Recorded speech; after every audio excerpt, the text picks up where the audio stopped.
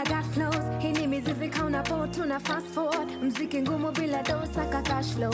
I'm on a ngoja wa kupika marafo. Kaza hustle Kaza hustle Warazi watembe ulimishoka bado na skill ya wembe. Injili meoga itabak ni wapende. So kamna mboga hizi buzz ni kasembe. Wako chuma utadhani wame crossbreed na metal. I don't bite niko soki na dental. Mitaani najua mbogi ma metro. Yesu makamagera na meshogi wa metro. Kamtu wake peke aje duniani ili atufie. Sababu ya damu yake mina wetu na uzima wa milele. Haijalishi na mapiga sala, Mola atakupa namna, atakuvusha salama, ngori atageuza sawa. Rada ya Yesu ibambe, na sifa zake zitambe. Rada ya Yesu ibambe, na sifa zake zitambe. I know my Jehovah is good for real. Nothing can change my mind on him. Ananipenda, trust me for free. Kila nakoenda is my company. You're my strength, you're my muscle. Shuleni nipo kidato, devo nakula kichapo. Lipo ni papo, maisha yangu ni yako. You're my one and only. Time is money so I spend kwa misa. Wana content, tushawa frightened kuandika. Hapa ni buzz bila license ya lika. Umetu equip na hisi high sense na mika. No digni hundio mwito, original hundio mpiko. Jiwe na lao we live in a mission. Nakani negative di better keep off. Rara na Yesu is strong.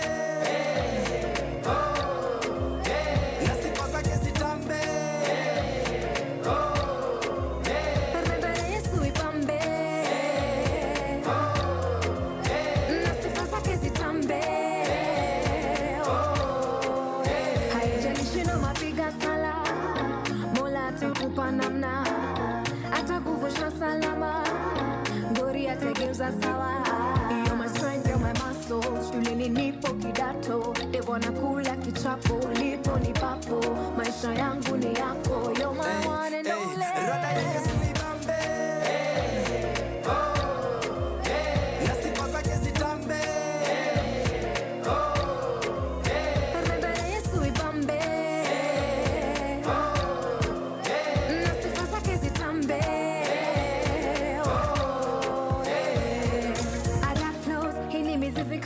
tuna fast forward. Mziki ngumu bila dosa ka cash flow. I'm on a ngoja wa kupika marafo. Kaza hustle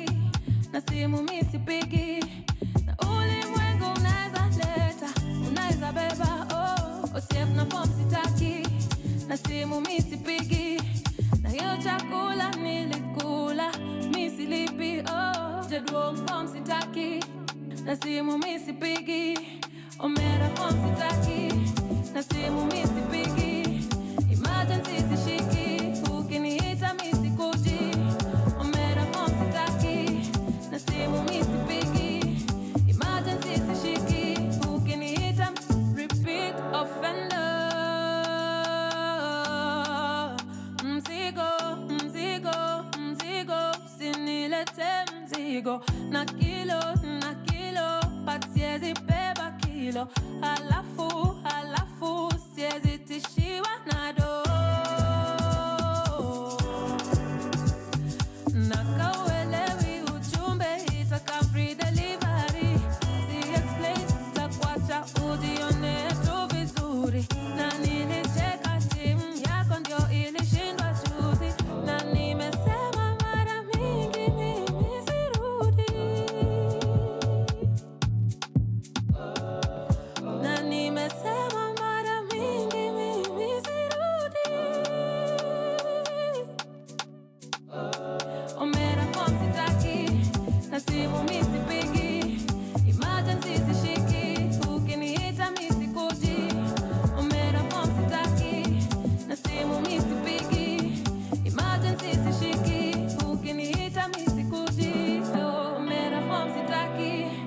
simu misipigi, emergency sishiki, ukiniita misikuji, omera form sitaki, na simu misipigi, emergency sishiki, ukiniita misikuji, omera form sitaki, nimesema form sitaki, na simu misipigi, na ukipiga misishiki, omera form sitaki, nimesema form sitaki, na simu misipigi, na ukipiga misishiki,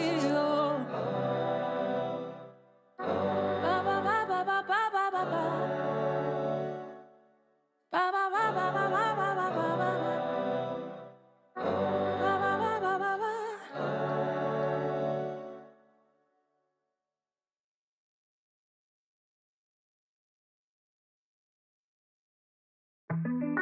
Manase kwenye mic.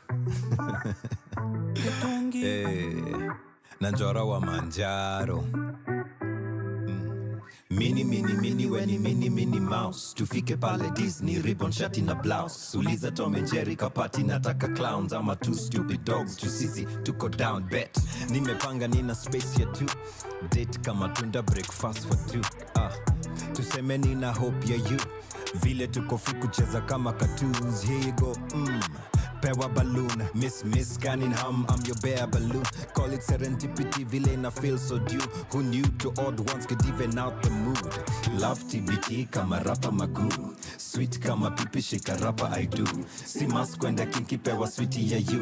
Ni mimi ni tekiti role play ni through. So come through, hapo kwangu kama 5+2. You like food, nina wagu ina sick na soup. You want proof, okay maybe ni kanyagu ya chum. Babora time na you, the rest si must to do.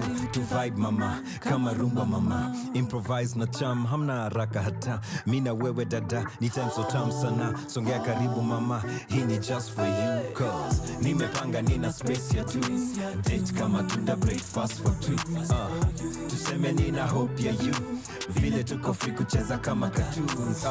Nimepanga nina space ya two. Date kama tunda, breakfast for two. Tuseme nina hope ya you. Vile tuko free kucheza kama cartoons. Dexter na Johnny Bravo. Tumekuja na ingine form juvenile. Sijui tukuite superwoman. Baby umeweza kama Kim Possible. Undeniable, Kelly tukaue. Ekangu tapie, nuwe resident. Na kwa president Maembe maukamba God nothing on you, yeah. Makwasi masoso ni mewe. Ukangonye kusua no aisieli kaiele. Na kwa nina space for you, yeah. Nimepanga nina space ya two. Date kama tunda, breakfast for you. Tuseme nina hope ya you. Vile tuko free kucheza kama cartoons. Nimepanga nina space ya two. Date kama tunda, breakfast for two. Tuseme nina hope ya you. Vile tuko free kucheza kama cartoons.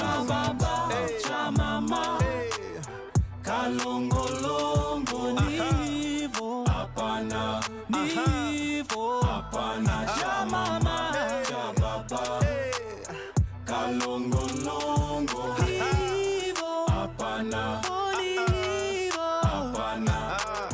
Nimepanga nina space ya two. Date kama tunda, breakfast for two.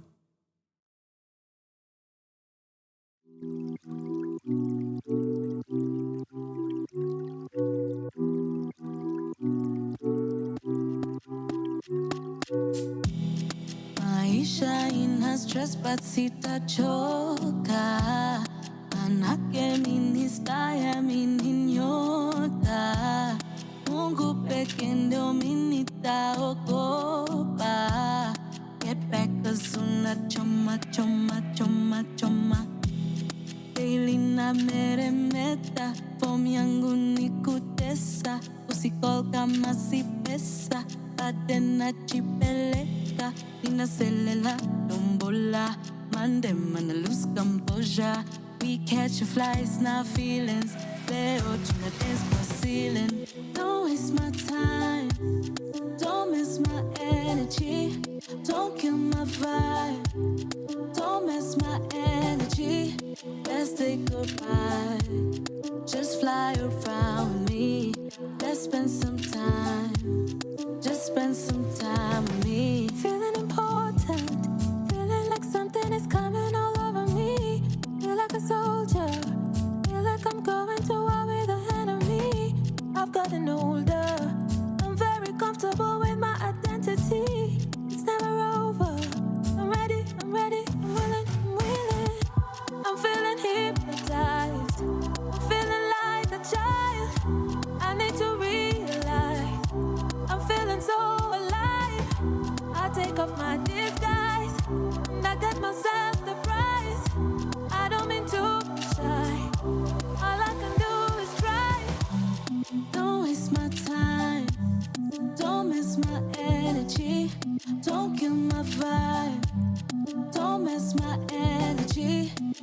say goodbye. Just fly around me. Let's spend some time. Just spend some time with me. Some people search and seek until they find the light. Some people think that everything they think is right. Some people don't believe in peace, they want to fight. Some people not my type, some people not the vibe. Shangilia, pango yote imepangiliwa. Shida yetu yote tatuliwa. Maisha yetu imebarikiwa. Shangilia, pango yote imepangiliwa. Shida yetu yote tatuliwa. Maisha yetu imebarikiwa.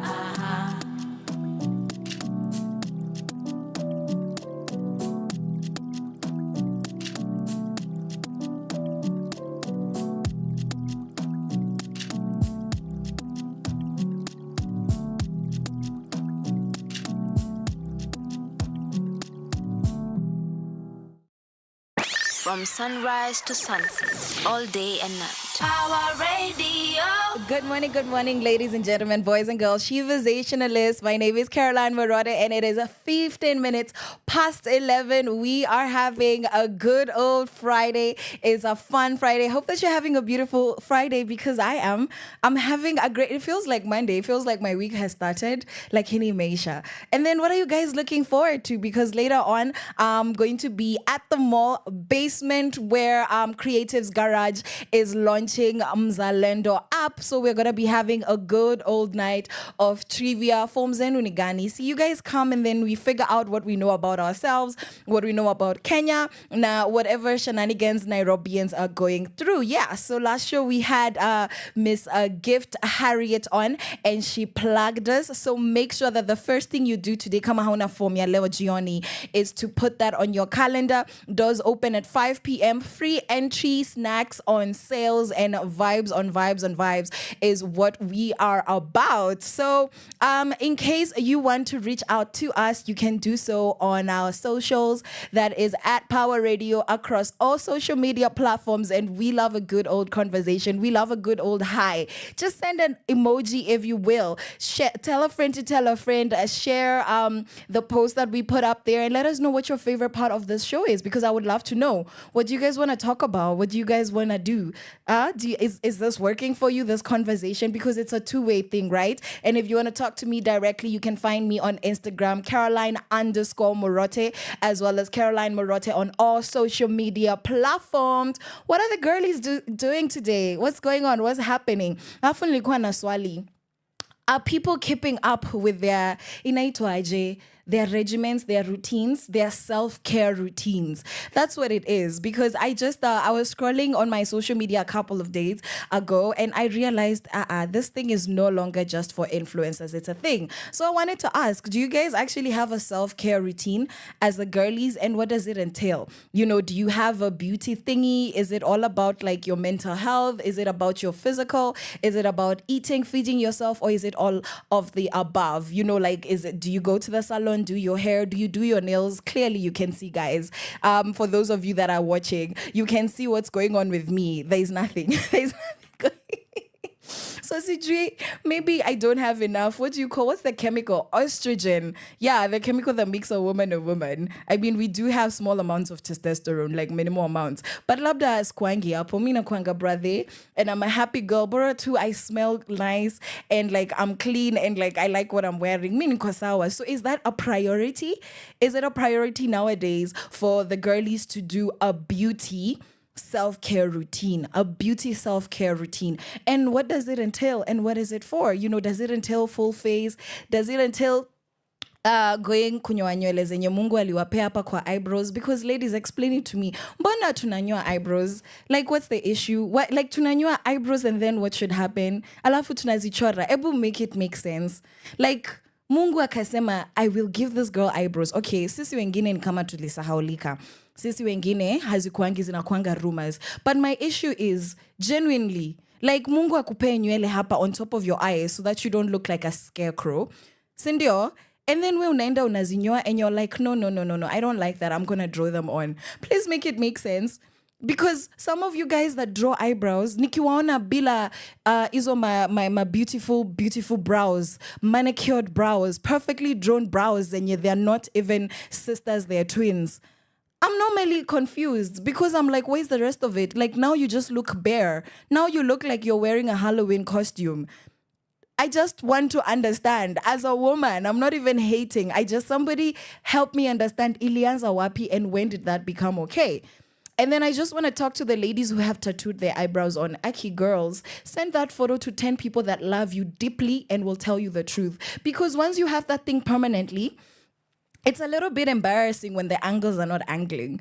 It's a little bit weird. It's a little bit awkward. I don't know what to say because I've been seeing a lot of ladies who have tattooed their eyebrows onto their faces, and I'm happy for you because I get you don't want to have to wake up in the morning and draw your eyebrows on because number one, why are you drawing them on? It's okay. It's fine. Let's just say we're drawing eyebrows and that's the order of the day. But now you've tattooed your eyebrow and one has corners and the other one has edges. Like they're not even from the same tribe. What do you want me to say? Like when you're talking to me, I cannot take you seriously. There's a particular YouTuber, I won't say who, but I get so confused every time she's talking. For about 5 minutes of her video, I'm just staring at her eyebrows and I'm like, sis, did they not have mirrors in that parlor?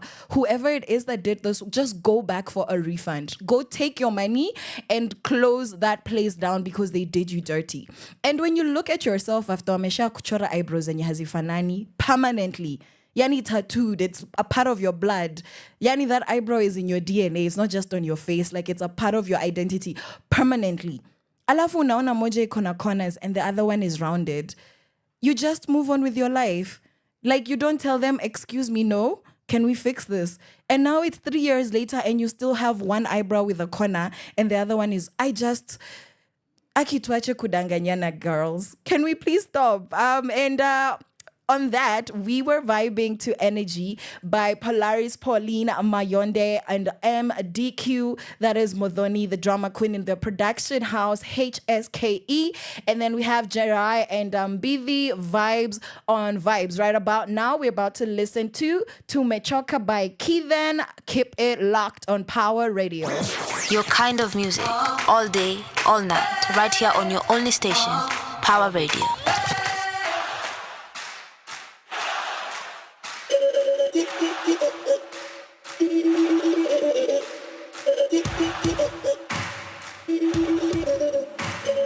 Ati wanatusimamia haja gani situnalawa wamejaza magunia pesa zetu ndio wanakawa tumebaki tukiumia sisi tutawanyamaza siku zinakaribia miti yote yanateleza tangu tuwape viti mmetufanyia nini vitu vidogo dogo kutufunga macho jasho zetu na bidii tuonyesheni risiti mstahiki mea tumechoka na hadithi tumechoka hamtujali sasa tumechoka hamuoni vile tumechoka sisi sote sasa tumechoka.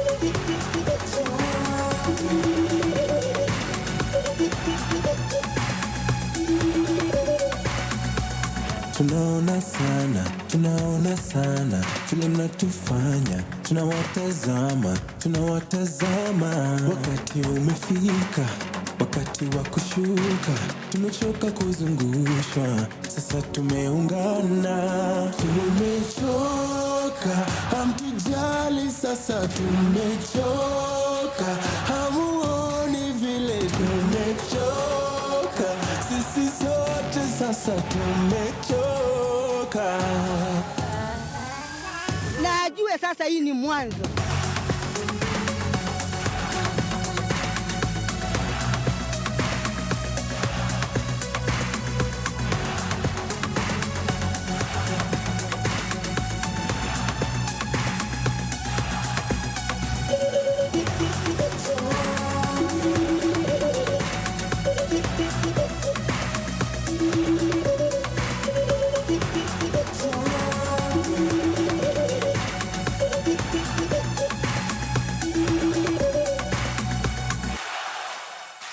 From sunrise to sunset, all day and night. Power Radio.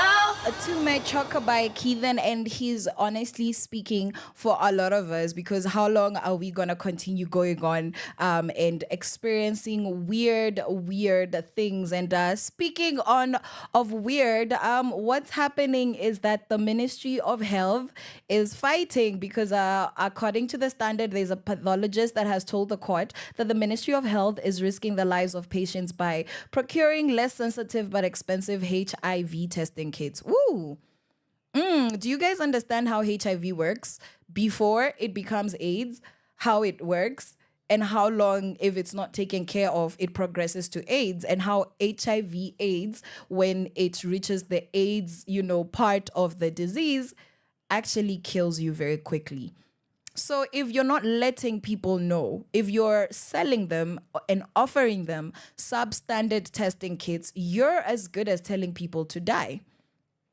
And HIV AIDS is honestly, sadly, a very social disease as long as people are having sex, because sex is the number one way that HIV, the virus, is spread. That is the number one way. It can also be transmitted through breastfeeding, through other bodily fluids, through blood transfusion, accidental, you've been, injected with a needle that had the disease or the virus on it. And now you're not giving people testing kits that are quality, but you're selling them for more. Does that not sound like a scam? And I love how as Kenyans we're getting into the spirit of holding our government accountable. I love that so much. And another thing that's happening is that the KRA is targeting M-Pesa Till and Paybill. Ooh, the past week has just been very interested. The more information that's coming out, the comments that our government, buddies have been making about what they're gonna do with the M-Pesa Till and the pay bill. That everything the M-Pesa message you get is a receipt, and everything that is a receipt officially in the system is going to be taxed.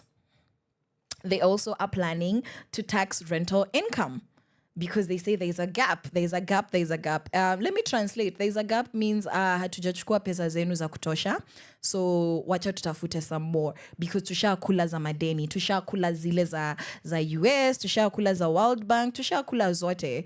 So now wacha tutafute zingine kabla 2027, because tunajua hamtutaki. That's actually what's been happening. That's actually what's going on. And it's very, very sad. And I don't even want to dwell on that anymore. Think about it and think about public participation. Just go do your research on how you can participate and give feedback, shed light on these matters like we did with the finance bill, before it becomes something that they just slide out under our doors like they did with SHIF and SHA, because it's going to affect everybody. Best believe. That cute little business of yours that is informal, that cute little business of yours that you have formalized so that you can, reorganize your finances, making it easier for your customers and your clients to pay. You have your till number, you have your pochi, you have your pay bill. Best believe that they're coming for you. They came for my neighbor, but because haikuwa inanihusu, I said nothing. They came for my tribe, but because it wasn't, they came for your tribe, but because it wasn't my tribe, I said nothing. Now they've come for me and there's nobody to speak for me. I'm just paraphrasing a proverb of what it looks like to be silent. And somebody famous, I don't know if it was Nelson Mandela or Martin Luther King, because the internet really be twisting these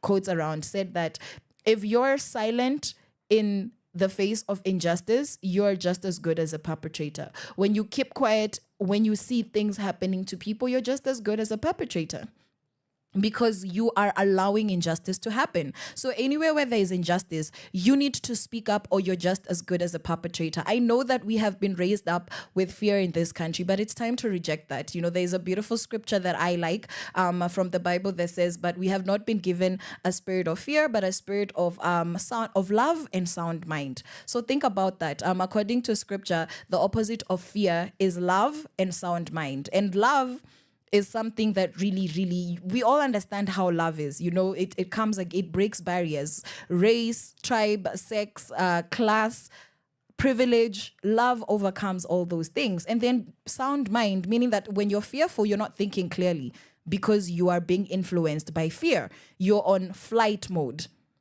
But when you have no fear, you're able to think clearly. That is according to the scripture. So think about that. We are rejecting fear and we're taking it to the next level. This is Elevate by Mohanji and Shani. And after that, we are going to talk about our topic of the day. We have guests for you. Stay tuned. From sunrise to sunset, your kind of music, all day, all night, right here on your only station, Power Radio.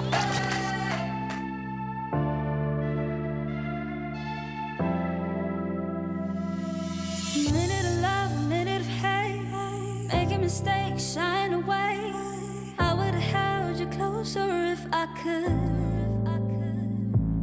You're bitter than I could ever taste. Now I'm in love and I'm effing wasted. I would have held you closer if I could. And even when we try to throw this all behind, I find myself inside of your arms again. And what if I'm insane? Taking me for granted, I would never come to forgive myself. 'Cause I ain't tryna be your ex, so don't call me if you wait. Tryna vibe on my way, I'm on top of my game. I'm on my way, yeah. So don't call me if you wait. Tryna vibe on my way, I'm on top of my game. Chance in the corner, like you don't know I'm down to be on. Yeah, I keep on reminding you that you're mine. You're gonna wife me, and I'm hanging in the backseat, and I'm waiting for a chance to say bye. 'Cause we've been waiting for love that is real. And even when we try to throw this all behind, I find myself inside of your arms again. What if I'm insane and taking me for granted? I would never come to forgive myself. 'Cause I ain't tryna be your ex, so don't call me if you wait. Tryna vibe on my way, I'm on top of my game. I'm on my way, yeah. So don't call me if you wait. Tryna vibe on my way, I'm on top of my game. Hanging in the backseat, hanging in the backseat. I'm on my way, I'm on my way, I'm on my way,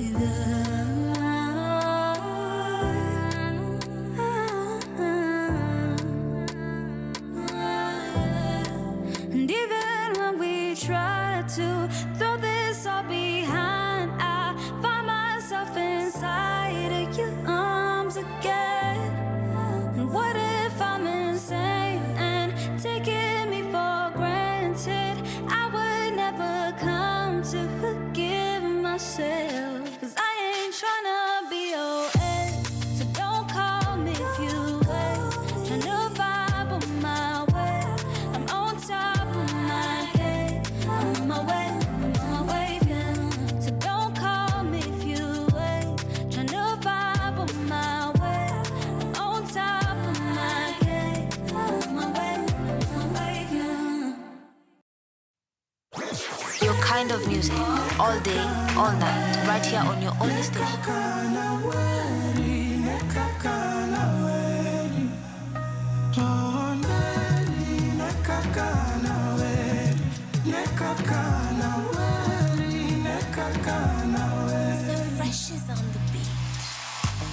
Another day, another crisis. Keyboard warrior still typing. Mini lava siku hizi spendi fighting. Na maheta hawawezi ntoa timing. Na hata wakinita guide, I know my baby will be by me. Na wakiniseti kwa IG, dawa ya watiaji huwanga silence. Niko sherehe mina vibe, nanyi munani analyze. Who I wonder why, me I'm just tryna catch a wine. We shughulika na your life. Niko sherehe mina vibe, nanyi munani analyze. Who I wonder why, I'm just tryna catch a wine. We shughulika na your life. Cheki zangu zimenai. Don't you disrespect my lover. Say my number, my guy.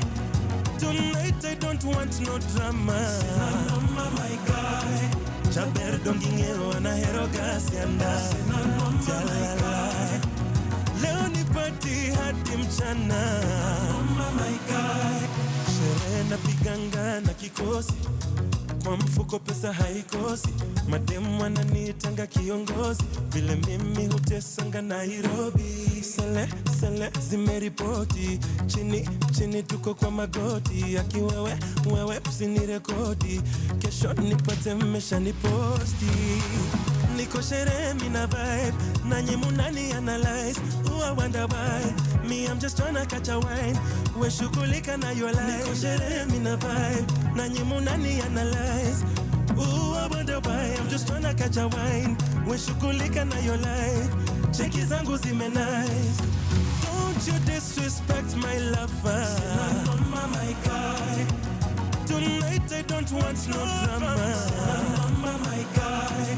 Chaber dongingero anahero gasianda. Sinanoma, my guy. Leo ni party hadi mchana. Sinanoma, my guy. Sinanoma, Sinanoma, my guy. Sinanoma, Sinanoma, my guy. Sinanoma, my guy. Chaber dongingero anahero gasianda. Sinanoma, my guy. Nekakana weri, nekakana weri, nekakana weri. Oh, weri, nekakana weri, nekakana weri, nekakana weri. Your kind of music, all day, all night, right here on your only station, Power Radio. Hi, I'm Shaskia Hatuna Noma. So that was a tantalizing sound of Charisma. Hey, I've told you guys about our waze from the lakeside. Bado natafuta Monday, we're making our announcement. We're making hata nishaanza kutafuta support system ya harusi. Hawajui lakini washaingia kwa hiyo forms. Watajua tu sahi. And right before that, we had X by Nikita Kering. And right before that, we had Anjerai and Amala saying Kweli. And Kweli tuko hapa today, the International Day of a Girl Child. As you can see, I am joined by two wonderful humans because we're about to have a conversation about what today is about. But before we get into it, wachani wasalimie and hi ladies, how are you guys doing? Yeah, good. Yes. Happy to be here. Awesome. I'm happy to have you, ma'am. I'm also good. My name is Sinaida. Sinaida, hi. Hi. Yes, and what's your name? My name is Georgina Kawira. Okay. Hi, Georgina. Hi. So what are we celebrating today? Today we are celebrating International Day of Girl Child. Yeah, it's normal. It's globally celebrated on 11th of October. Okay, yes. Mshapangwa, guys. So in case you didn't know what's going on today, si sherehe zenu tu zenye zinawapeanga mahangover and all of those things. We are having important conversations. You know, kuna watu huku nje wamechoka kusikia, oh girl child. No, this is on the calendar. It's an international holiday for everybody. Na hapa on Sheversations tunasemanga, you feed a woman, you feed a nation. You help a woman, you help a nation. Ama aje Sinaida? Yeah, you feed a girl, you help the whole estates. Sindio? Yes, because we can't discount the role of women. Now, before we even get into why are we celebrating today as women, as individuals, because you know this is all about humanizing women and humanizing girls. Please let us know who you are. You know, nataka wase wakujue aje. Do you want us to know by your M-Pesa balance, by your organizational name, majina za serikali ama za mtaa? You know, just let's start with you, Georgina. Who are you? Like, you know, if somebody just wants to know Georgina, we ni nani? Nataka mnijue na jina zote. Jina zote, area zote. Yes. Ya M-Pesa mkitaka mnaweza sema pia hiyo. Hiyo tuwezi kosa kutumia hiyo. Hiyo ndio ile je iko kosa kusemwa. Okay. So my name is Georgina Kawira. Hizo ndo ziko kwa ID. Georgina is the founder and executive director of Shine a Light CBO. Wewe. Yes, jina kubwa. Shine a Light iko based, our offices are at Kiamaiko. That is in Mathare sub-county. Yes. Yeah, where we operate, we do our day-to-day everything. Yeah, and Shine a Light has been operational since well, it was legally registered 2015, but operational we started 2021. Okay. So you're still toddlers. Yes, trying a to 3-year-old stand, yeah. baby, a A healthy 3-year-old baby. baby girl, yeah. Yes, I love that. To be specific, a baby girl. Yeah. Yeah, and Shine a Light, we focus on girl child so much. Yes. Specifically the teen mothers. Yeah. Because we realized Shine a Light, the teen mother is left out in conversations of she's 14 years. But when you're talking about girls, she's left out because she's a mother. She's handled like a mother. Yes. So you find when you're talking about youth, she's left out because she's a mother who is a woman. She's a teenager. So by the end of the day, she's a mother. Yes. That's what the perception of the society. Okay. So she's left out at all stages. Okay. So, and as Shine a Light, we bring the girls together and tell the community that this is still a child. Okay. She deserves everything as a child. If you're having sessions of children under 18, pick that 14-year-old. Stop looking at she has a child. It's a child who has a child. If you be calling she's children, still a child. then you have the 2 children. So we give girls hope more. I can say that you can pick up the pieces. Okay.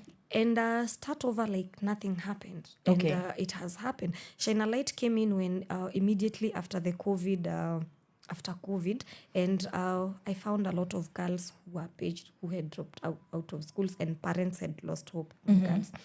So my biggest work at then was to talk to parents and tell them you can take back the girl to school, you can have the child, and the girl continue. And as we celebrate Day of Girl Child, yes, I'd like to celebrate maybe Shine a Light. Yeah. Because I'll not say because it was not an individual effort. Yes. I'd like to celebrate Shine a Light because we have more than 10 girls who went back to school. And they have their babies who are around now from 2020, around 3-4 years. Okay. As old as Shine a Light.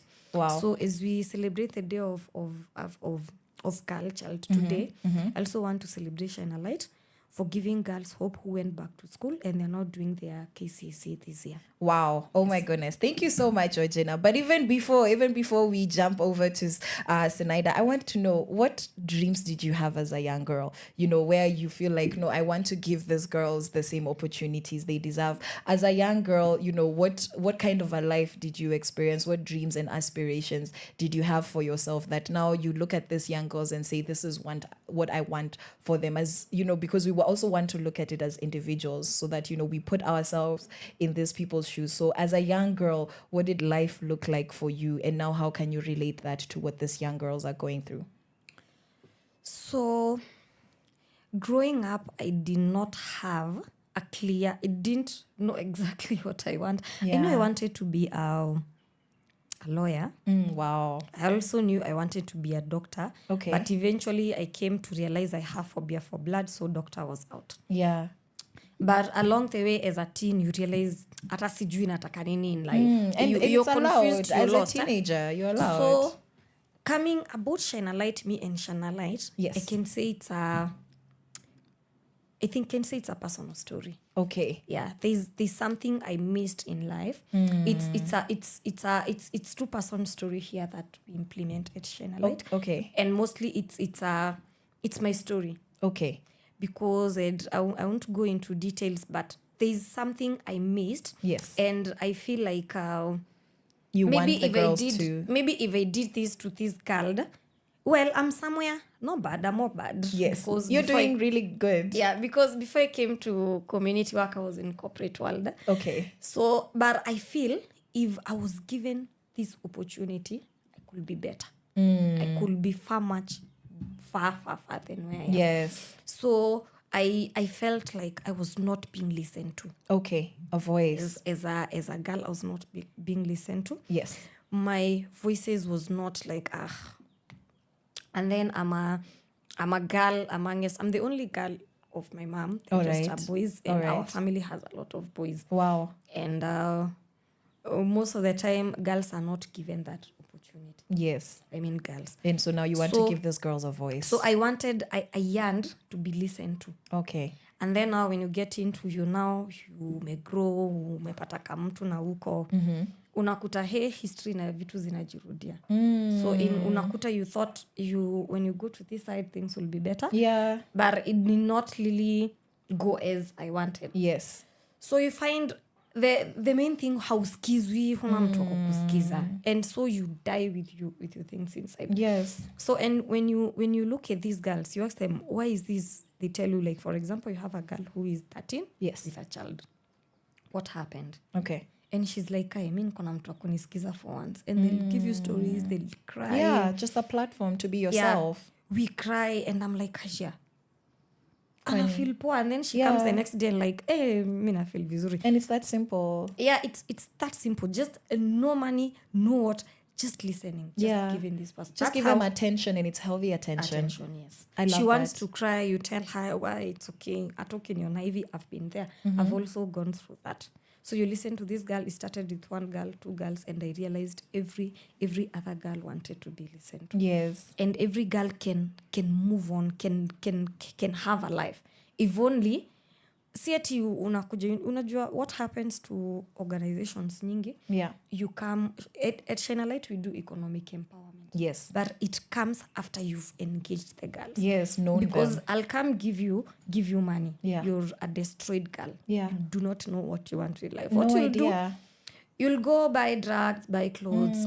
In a month or two, Imsha. you have nothing. Yeah. And then you'll say, wasichana wa ghetto ni wa careless, hawezi jisaidia. Yeah. But you do not sort out the real thing. You didn't do the root work. Yes. Yeah. You Grassroots. Yes, you need to go to the root thing, the Yes. in thing, uingie ndani ya mtu The kabisa. human being. Yeah, atoe. And you cannot do it. Mimi as Georgina cannot do it. Yes. It's the girl to bring out. It needs to be a relationship. Yeah. You need healing, to create. Healing, it's two-way. Yes. But the person has to be willing.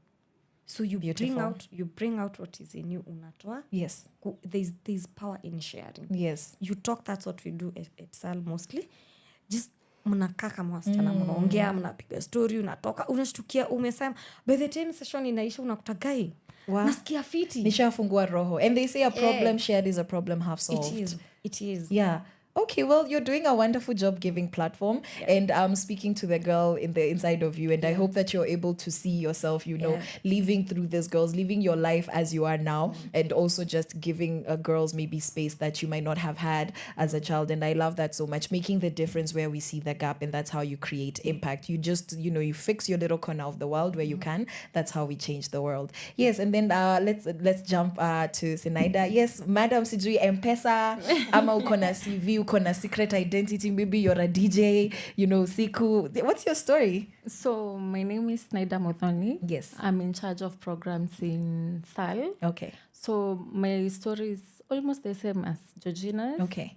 I came into the space because I didn't have a voice. All right. As she said, I'm also a girl in a household of 3 older boys. Wow. And I was raised by a single father. Okay. So there are some things you really can't say in your household, but I really wished that I had a space like this one, maybe a safe space. To express yourself. Yeah, where you can express yourself, meet with other girls, just interact with other people. Yes. When you're living with boys, there's just boy stuff in the house. Yes. You can't say what you feel. Mostly you can't say what you feel, what you think.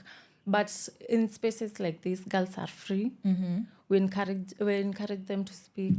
Naeza relate. Yeah, we Unanielewa. listen. Yeah. That's what we do. Okay. Yeah. Okay, beautiful. And when you were young, what was your dream as a young girl? What did you want to see for yourself, and how far? She wanted to be a lawyer. She's advocating for the community. She wanted to be a doctor. She's healing hearts. Now, where expectations versus reality mefika wapi? Hey. Mostly I wanted to fight for people's rights. Okay. I wanted someone to fight for my rights. Oh, wow. And I hope that with what we do, I can help even a tiny bit. Okay. Yeah. And do you see with the work that you do day to day, without even statistics, numbers, anybody coming to tell you, are you content? Do you feel like you're fulfilled? Yeah. Yes. Any human, any person who has a heart feels great when he or she is helping another person and sees that what they're doing is bearing fruits. Yeah.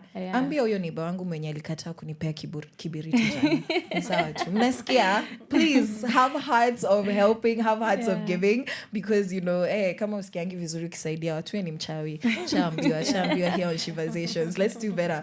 Okay, so I have a question for you guys. So kuna hii International Day of the Girl Child. Why does it matter to have a specific day? Because watu wanaweza sema, girl child, like we live in Kenya, tunasikianga what they say, kwani we've forgotten boys, sijui nyinyi, wanasikianga girl child alafu wanaanza kuita watu mafeminist. Si nyinyi sawa hamtaki wanaume, sijui si mwende huko mkae peke yenu, nini. Why is it important to have a specific day? Why do we need to have a platform where we are celebrating, where we're highlighting these issues, as opposed to kuna mtu mwenye haoni any value for this day? Wanasema si mfanyange tu kazi zenu venye si tunafanya zetu. So Sinaida, let's what do you think about that? Why does this day matter so much? So as much as we've moved on in the world, yes, girls are still marginalized in our communities by boys, men. Yeah. There are still norms that wewe msichana unafaa kukaa hapo, unafaa kusikiza unipikie, kazi yako inafaa unatoka shule, maybe fanya homework yako, osha vyombo, chota maji. The boys are more free in our communities. Yes, to dream, to go out there. Yeah. They can dream big, do bigger things. Girls like normally kazi yako labda ni upike, ungoje siku zako uolewe. As much as yes tumemove in the world, still in some areas hiyo ndio norm. In many areas. Hapa tumekuwa tukisema hapa that normally when it comes to empowerment, unaangalia sisi wenye tuko hapa. Tuko hapa, tumefika hapa Power Radio, we're having these conversations, we understand how systems work, we are informed, we are educated, Lakini tunasahau that ukitoka to 30 minutes away in every direction, kisha pita Kawangare hapo uanze kuingia huko Kikuyu, uende this side ufike pale Gashi, uende this side ufike pale Mlolongo, uko Makongeni. There's nothing going on for women. Women are like wameachwa tu nyumbani. Wanapanga tu wameachwa. Yes. And what do you have to say about that, Georgina, about, is it a reality that girls are left behind? Draw a picture of the reality, because somebody will see me and say, hey, Karosi, unaongea kizungu, unajua uko na lapi, unajua kufinya hizi battles. Of course, we're uko empowered. Unalipwa, you can pay rent, ama you can afford. So, mnalilia nini, because hakuna mse amekunyima hizi vitu. But can you paint for us a picture of what it means and what it looks like uko inje? Aside from even the teen mothers, just what do you see in Kenya when we say that girls have been left behind? So, I'll start, for example, with... you said we leave out the issue of teen mothers, but no, it's okay. As in to share a taja, so you can amongst that you can add including everybody else. Yeah. So you find like early marriages. Okay. Early marriages, forced marriages. Na zinafanyika sahi. Hakuna sijasikia early marriage na forced marriage ya boys. So it's still happening even in our area. Okay. Vitu tunaenda, mimi nisha attend harusi ya 16 year old. Huku tu Nairobi. Yes, sija attend harusi ya 16 year old boy. Yeah. FGM kuna benefit gani ya kufanya msichana? Hakuna scientific benefit ya kufanya msichana SB. These are things that are still going on. Education ukienda utapata, hata saizi ukienda kwa the schools around us, you find the number of boys in class are more than the number of girls. That is a fact. But you go if you go back to the community, girls are many. In the world, girls are more than men. Yes, and then you ask, why is it that there are no girls in class? Maybe there's maybe period poverty. Yeah. It's still very fresh in our hata hapa Nairobi hapa. Ama alienda kuchota maji. Aliambiwa mtoto, mimi naenda job. Hakuna mtu wa kuachia mtoto wewe baki ukaenda. Fagia pale chota maji and it's too late for her to go to class. So you find that these are the inequalities that we try to show the community, that let the girl can also go to school. If it's household chores, they can be shared. Tunazitanga gender roles. Acha kusema msichana oshe vyombo, acha kusema nisema hii ni kazi. Sikuzaliwa na manual ya washing machine ya sink pale ya sabuni ya vyombo.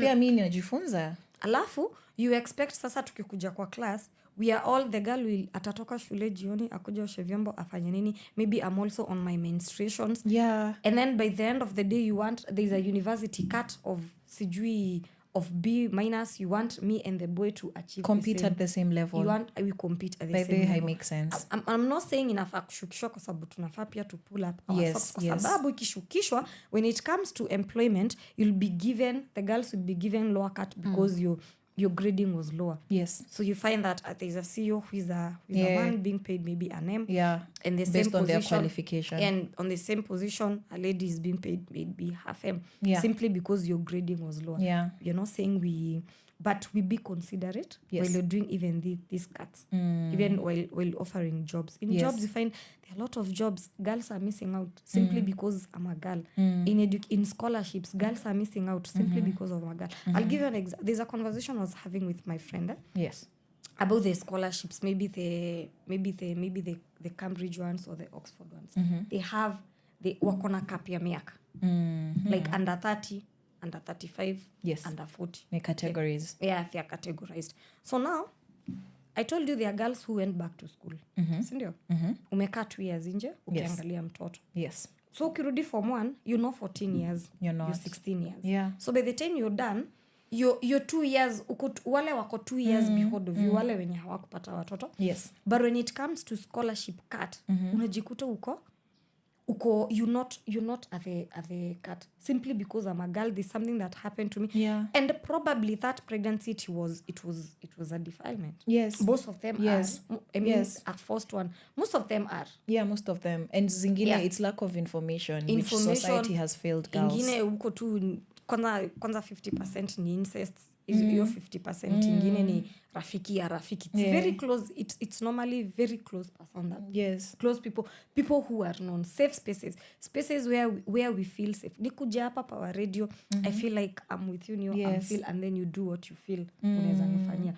Sitawahi kuwa safe. Yeah, so those are the things that are bringing girls down and the things that you're trying to fix to see that at least girls can catch up. Yeah. At least in leadership positions also, even at the lowest level, which is the nyumba kumi. Do you have someone representing the girl? This woman who is there, does she know the needs of the girl? Does she speak the same language as the girl?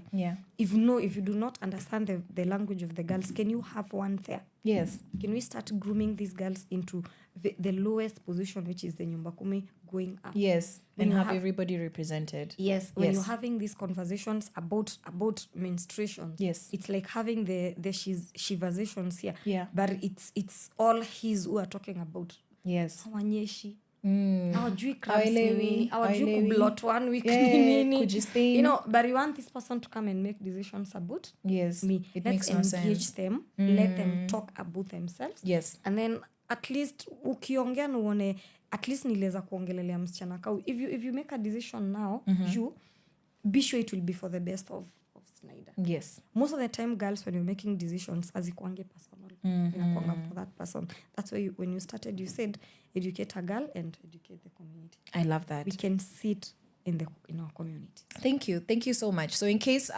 you're out there, you know, you're a girly, you're a man, and you're wondering why is it important for us to have a day like this, is because just aside from celebrating the fact that women exist and, you know, just you existing should be celebrated, there's so many different issues that, you know, we are championing, and some of them we're still fighting through. So that is the reason why we need the International Day of the Girl Child. So if you've gotten exhausted of this conversation, then you've also gotten exhausted of women living dignified lives. So right about now, because Tushawambia, we're going to listen to Niambia by Zena Manasseh, and then we're going to come back here and continue having this conversation. I hope that you've learned something. Give us your feedback on @Power Radio and @Caroline Murote, and let's have this Sheversations.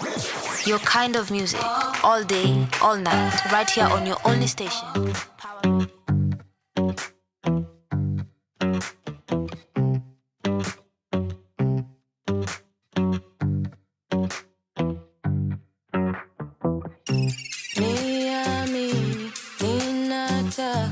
Uwe wangu milele, kabla upate nishakuwa na mwingine.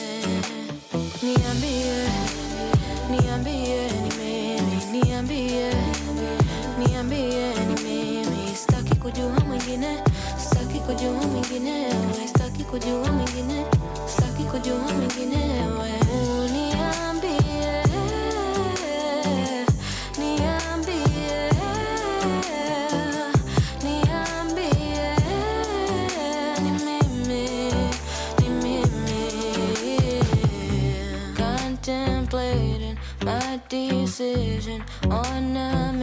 searching for more. It's such a challenge, got tightrope balance, but it's worth fighting for. Niambie, niambie ni mimi, niambie, niambie ni mimi. Sitaki kujua mwingine, sitaki kujua mwingine, we sitaki kujua mwingine, sitaki kujua mwingine, we niambie.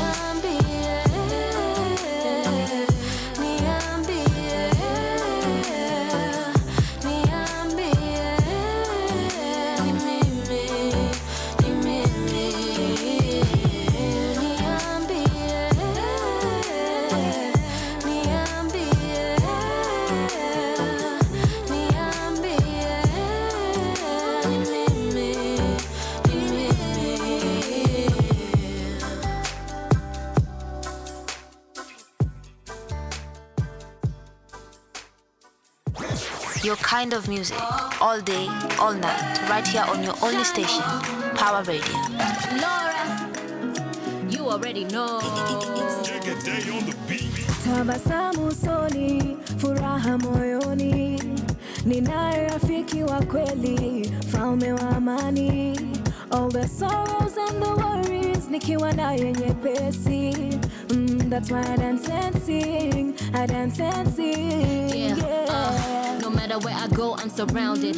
And if I ever fall, I'll never take the fall. Cause your blood paid the cost, I'm not bounded. You gave me a brand new chance. Now I'm living like it's heaven on earth since I met you. Don't have to die, go to heaven just to get you. I have that here, I hold you dear. You whisper and I know that I'll make it, that's clear.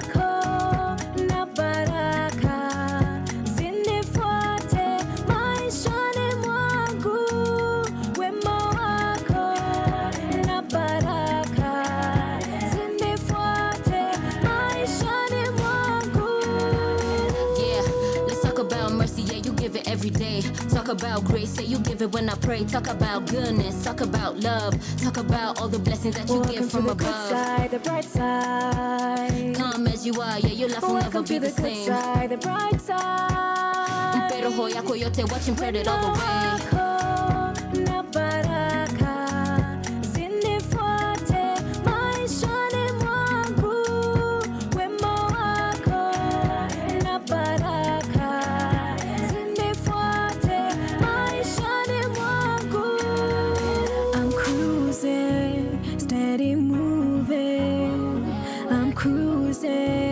Steady moving, I'm cruising, steady moving, I'm cruising, steady moving.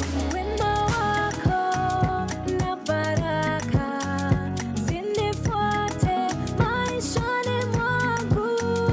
Wimbo wako na baraka zinifuate maishani mwangu.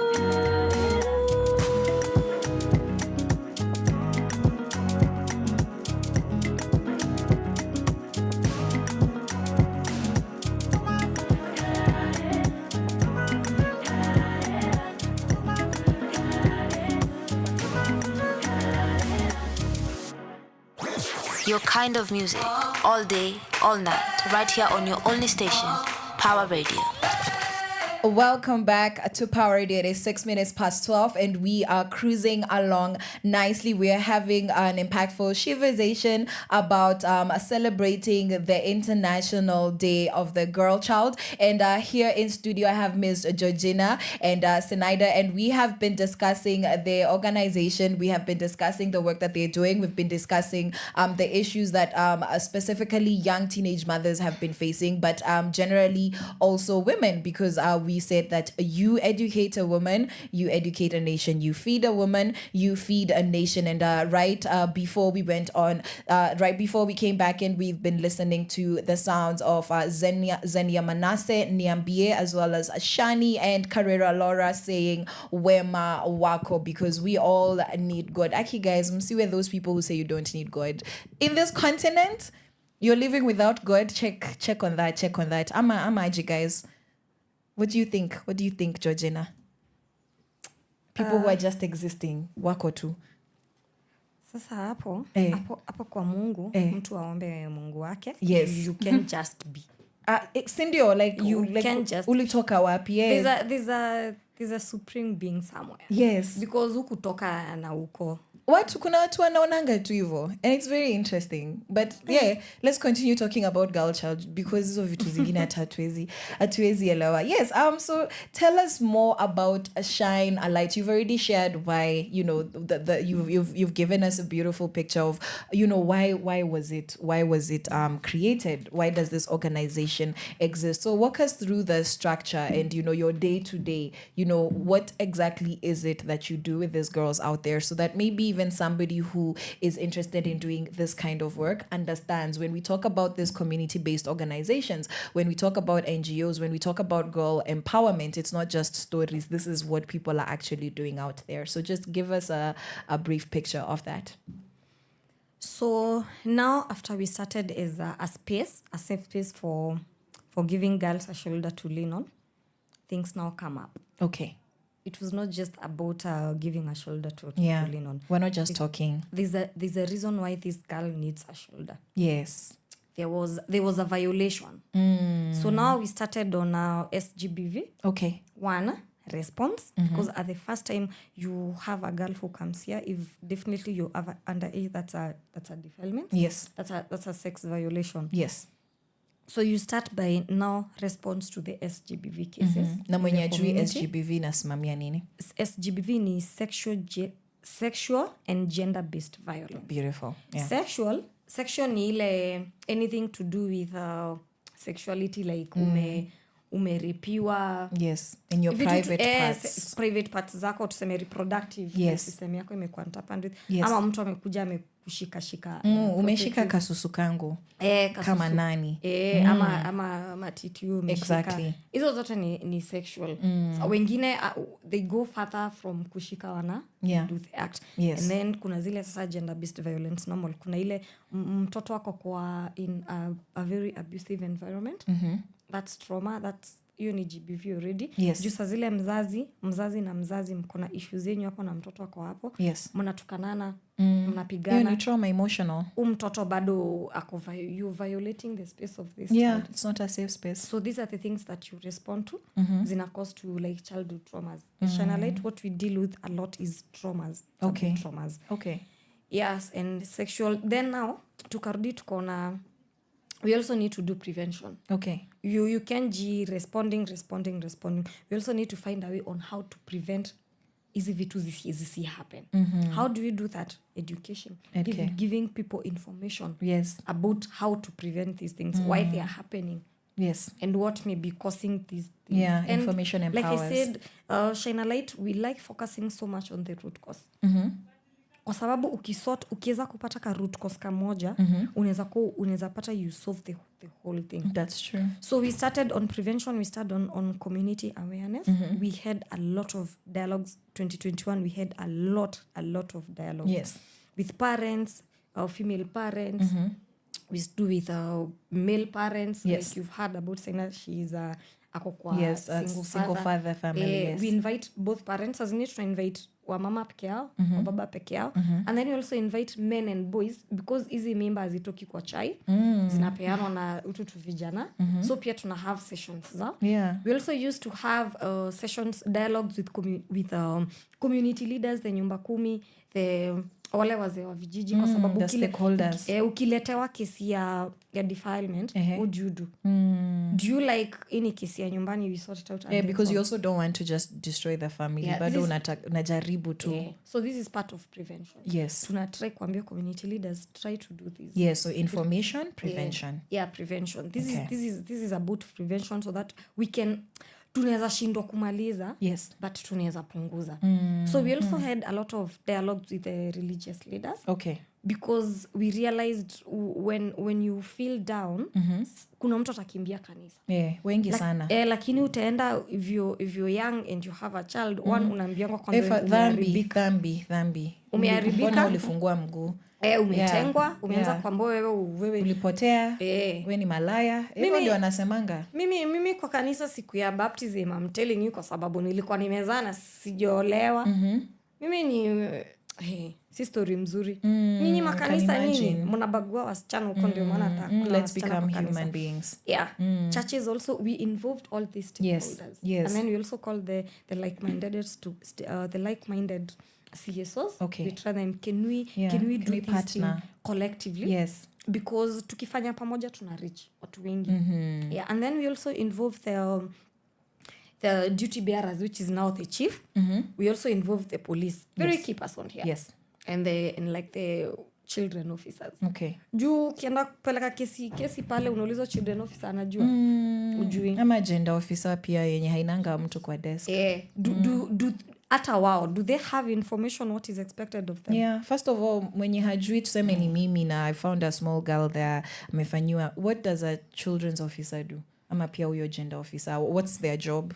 Initially kitambo ulikuwa unaenda unasikia ule wa kubakwa, ule wa kupiga bibi, ule wa kupigwa, but let me say that was then at our area. Okay. Kwa sababu at least we have a gender desk which is different from the usual OB nini. Yes. So at least ukiwa uko na gender issues ukienda pale useme ni kesi za kinyumbani, unaambiwa panda upstairs room number 9 huko ndo unaenda. I'm not sure if in other police stations it's like that, but kwa police station iko karibu na sisi, that's how it is. Okay. So we appreciate so much the efforts yenye police pia waliweza kutupea juu unapata if the more cases zinaenda zikikuwa reported na perpetrator anafika mpaka kotini, ule mwenye alikuwa na such thoughts atafanya consequences, wameogopa umeweka in line. Okay. Then that's one that says sexual and gender based violence prevention and response. Okay. Then we have SRHR, okay, which is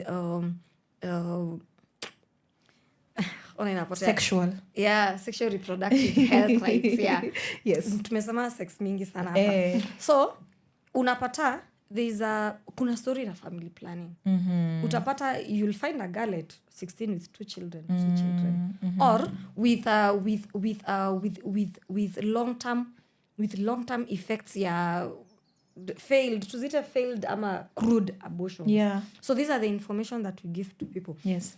Mimi sijasema watu watoe mimba, but nasema there is safe abortion. They just give them information. There is safe abortion. Yes. If you feel you're not ready, it just happened. It's like a rape thing. Don't wacha kwenda kufanya vitu crude huko. You can access safe abortion. There are systems. We have partners as Shine a Light who we refer to. Okay. And we do safe abortion. This is part of SRHR, sexual reproductive health and rights. Yes. If you want to know your status, if I come to a facility, usiniambie ni kuja na partner. Maybe mimi I work at night and I work with. Ukiniambia nilete partner unasema nini? Maybe it just happened. Yes. I want to know my status so that I can take care of myself. Please facilitate. Maybe I was giving somebody first aid and I was exposed to blood. Exactly. So now unaniambia nimlete tupime pamoja. It's not always about then on SRHR there is also the part of maternal care, because this is a child with a child again. Yes. Hawajui hata kutake care mtoto vizuri. They themselves need to be taken care of. They do not know the importance of easy vaccinations, the polio ones. They do not know if I need to go back after 6 weeks to be checked. How my reproductive na pia wanakuanga na hiyo aibu, so hata kama wanajua hiyo nitaambiwa nini. So these are the things, the information we give to the community. Yes. And then contraception, it's very key. If your child is sexually active, I'm not advocating for the ngono ya mapema. Lakini tumewapata hizi vitu zinafanyika. If you're active, huyo mtoto anaweza kuintroduce to contraception. Yes. Kwa sababu at least so that we can avoid at least early pregnancy and STDs, and then the badly labeled word of abortion. We can do early contraception. We educate on, and then contraception, secular contraceptives, it will fit to you. Yes. They are different. You'll be educated on how you can do different things. So I love that. Nimesikia information and prevention and control. Prevention. And then the other one is on sasa tukishamaliza ziko tuko na like 4 main. Okay. Acha nizimalize. Okay. Tuko na prevention na response ya GBV, tuko na SRHR. Okay. And then sasa tunakuja kwa ule msichana tukishamalizana naye tumempea information yote. Sasa ndio story ya economic empowerment inakujia. You're healed human being. Yes. You're sure what you want with your life. Yeah.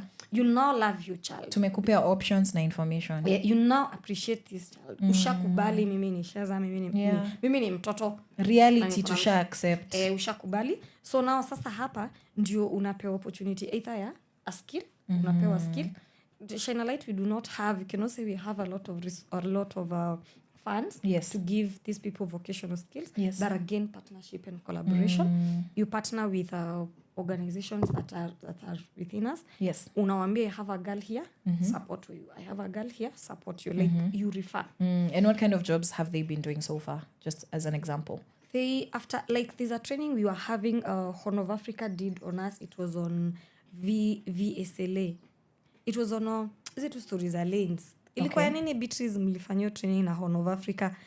Yeah, so it was just on entrepreneurship. Okay. How can you start a business? Even on digital. It was still on digital. Like, all right. Kama uwezi zunguka ukifanya biashara, physical, you can still online. How you can use the digital space. Okay. So we partner with organizations to do things. Okay. Si lazima you have all the money in the world to help someone. Then sasa tukitoka kwa financial, ukiequip huyu msichana financially, ako stable, then huyu msichana kuna kapawa sasa ako nako. Yes, amejisimamia. Yes. Amejisimamia saizi, at least anaweza think right, anaweza fanya vitu. Anaweza kuwa creative. Yes. Anaweza pia saidia wengine. Yes, and then we also have the aspect of feminist leadership. Okay. We call it feminist leadership because we are trying to break the patriarchal systems in our society. Yes, because they've been very toxic for a long time. And our International Day of Girl Child will be talking about positive masculinity and how it will contribute to girls being liberated, future, being free, being empowered. Because we to an extent, the msini judge the oppressors. If we bring them on board and tell them unajua ni aje, ukisupport huyu na huyu na huyu itakuwa fiti.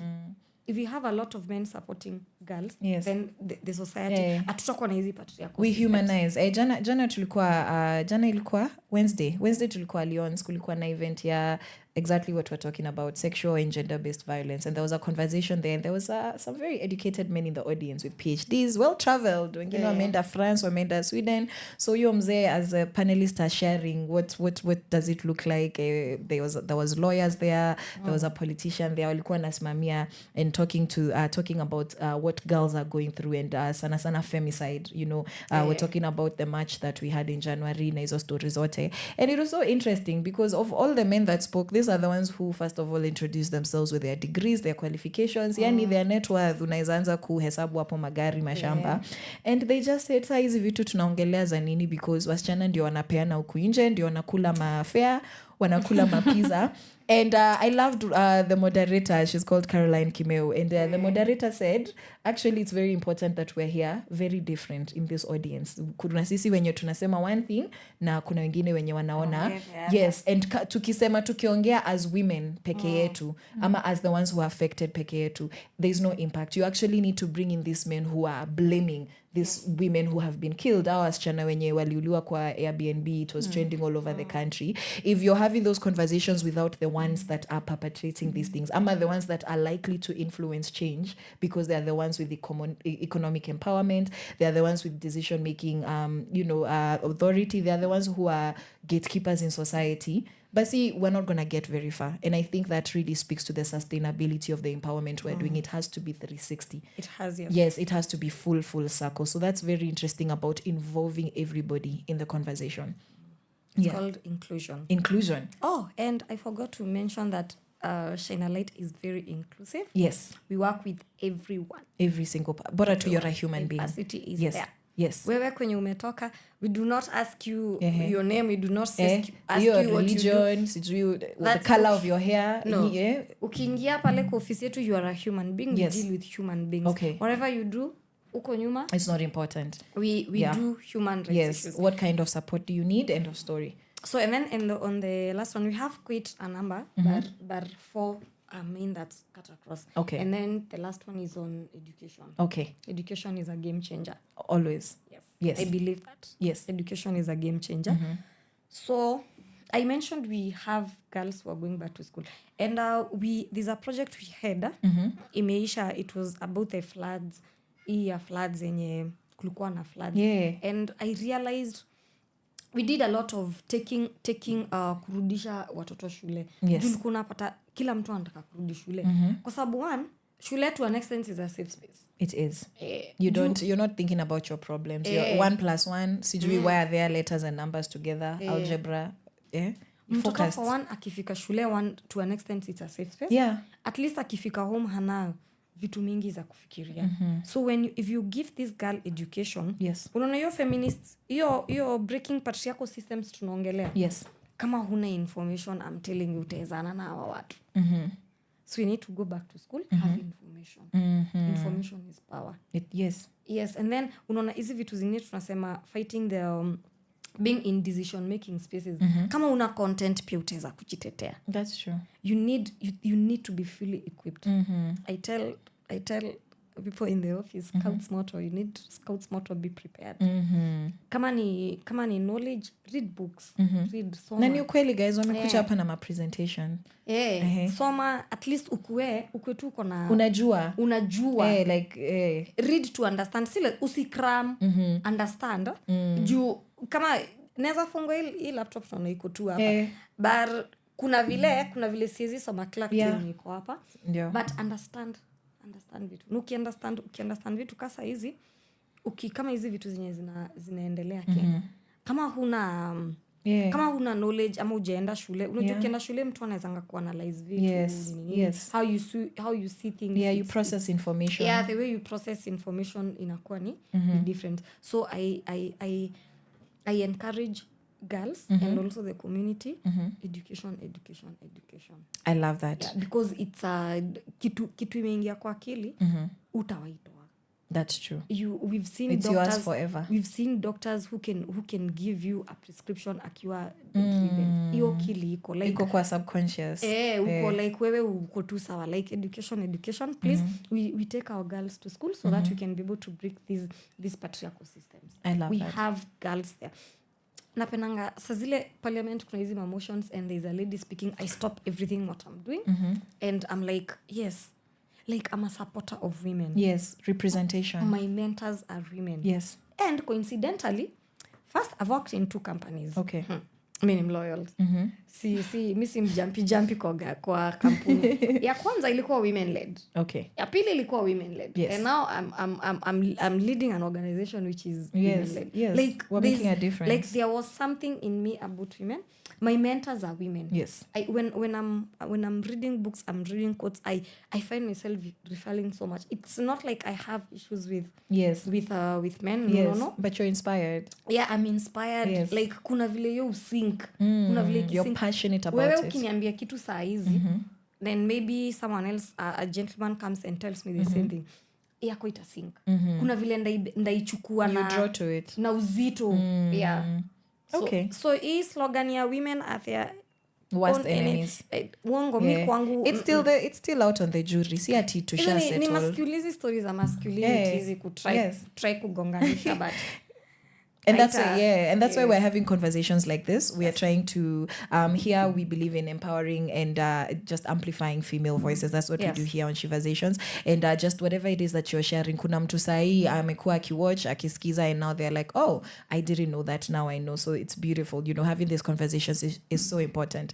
And let me just jump over there to Sinaida, where she's talked about what SAL does, what SAL does, and I would like to ask you before I even move move on to what are you guys doing tomorrow, I would like to ask you, why is it important to register an organization? Why is it important to have a structure? Sinaweza chukua tu wasichana niende niwapeleke kwa hizo ma prenatal classes, alafu niwapeleke wenye wanahitaji pads later on, I give them whatever for their babies, contraceptives ndio zile, sijui kama watu wanapelekwa maristops, whatever it is, I can do that. But why is it important? Because there's a lot of people doing this work in community, but why is it important to register an organization and to have it under a structure? Why does that matter?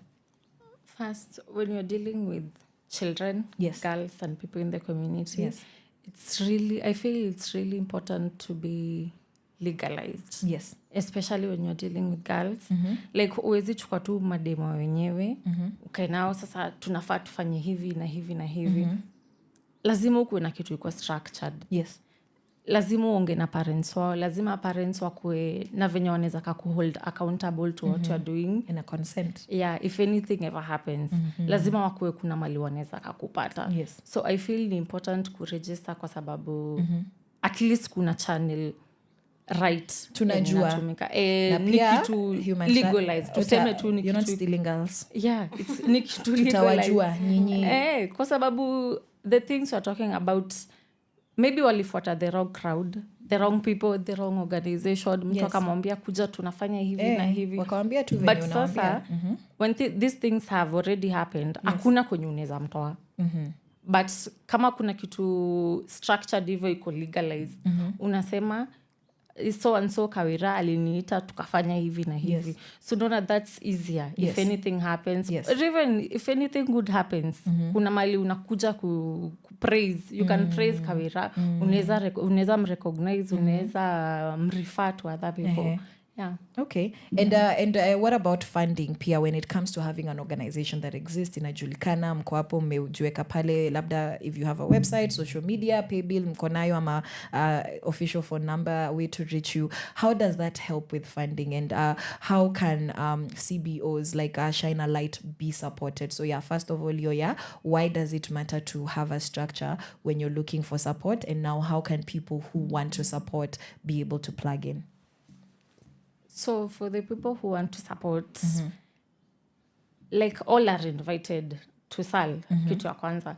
Unajua you have to be visible to be seen. Yes. Na lazima pia uko unafanya kitu inaonekana, inajulikana, kitu poa, kitu kizuri cha jiuza. So anyone who might be interested, unaweza kuja SAL. We show you our books. We will interact with our girls. Uone if anything, unaweza saidia in anything you can. Yeah. Even speaking, we've said that a problem shared is a problem half solved. Yes. So engagements pia zinasaidianga. So you can saidia na njia mingi sana, not only financial. Yes. But yeah. Okay, beautiful. I love that so much. And then there was a question here asked by one of us, actually. Her name is Anne Wenyoke. She does our morning Power Drive show. And she was asking, how can we make women empowerment sustainable? Because kuna venye watu wanasamanga, no, okay, umepea huyu msichana nini. First of all, the work you guys have been doing, you've said, progressive. You've seen this girl from this point. She's walked us through that journey. Lakini generally uku inje, because, this conversation does fall under women empowerment on top of other things. How, as a society, can we make it sustainable? What do we need to do? Is it structuring everything under an organization? Is it having systems of accountability? Is it involving stakeholders? So meona aje uko saa like, okay, this is sustainable. Like mimi, God forbid, but nikienda mahali, ama I move on, I go and meet my creator, ama I move to another country, ama nichoke tu niseme sitaki kufanya hii kazi. How can we make sure that the work that's being done by organizations like SAL and generally other similar like-minded organizations, how can we encourage and ensure sustainability? So for sustainability, I had earlier talked about fast healing and economic empowerment. It goes hand in hand. Okay. So if this person is healed and you're fully aware who you are, yes, then you're able, if it's a skill you're given, you'll be able to make use of this skill. And then on in terms of education, and then there is also part of partnership. It's very key. It's very key when it comes to sustainability. Yes, because if, for example, I have a grant here which is maybe 6 months old, ikiisha doesn't mean that the girls would shida zao zitakuwa solved.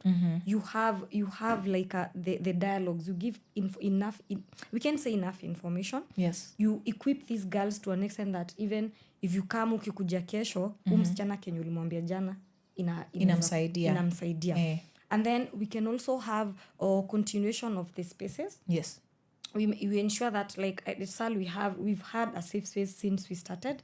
It's still on mpaka saizi. Even after the project is over, what we started, we make sure that it does not stop. Yes. If we feel like it's going towards inaenda ni kama tunaenda kulemewa, there are partnership that we are having with even Power, another organization in the community. Yes. Like while working, you make sure you work with like-minded organizations. Yeah, you achieve the same You make thing. sure that the funds that you get, you make use of them vizuri to an extent that itasaidia mpaka yes, so kesho. Proper planning. Yeah, you plan vizuri vile like huyu akikuja kesho atakuwa stranded. And then we focus so much on partnerships kwa sababu tunajua your network is your network. Yes. Yeah. And you go alone, go far.